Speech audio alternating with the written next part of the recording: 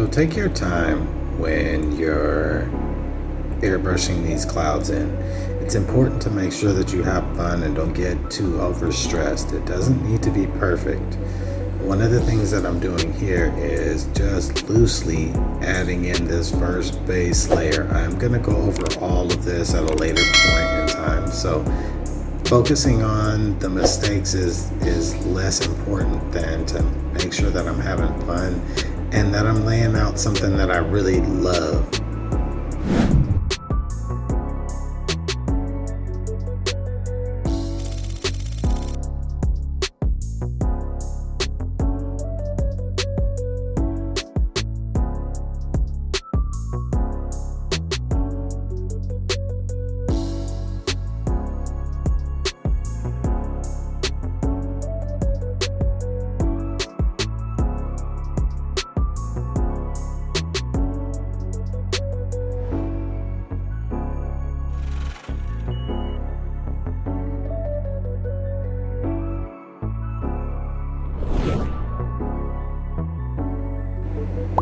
Adding some transparent base is going to give me some better flow with this transparent color.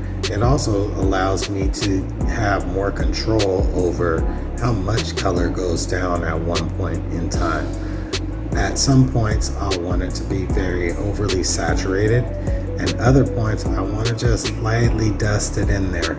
As you can see, I'm kind of pushing and pulling back and forth with the white paint to the blue paint, and that's what allows me to really work in multiple layers at a time, giving a three-dimensional shape or surface texture at the end of the process.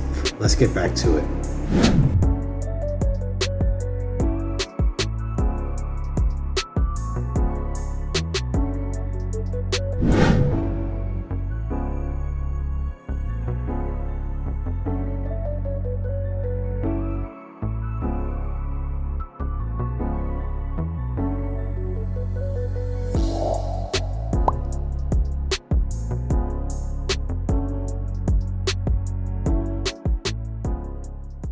As a beginner, one of the biggest lessons that I learned was with these stencils.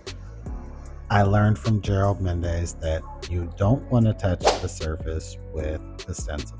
You want to angle it downwards and spray up against the actual textured effects stencil. And while you're spraying against the stencil, you're going to want to slide it left and right horizontally across the surface. This is going to give you a real soft, wavy look, allowing your textures to really pop. That way you can go back in and rework them at a later time with another color or with more detail. So as you can see here, I'm going back in with another layer of white and re-detailing a bunch of spots.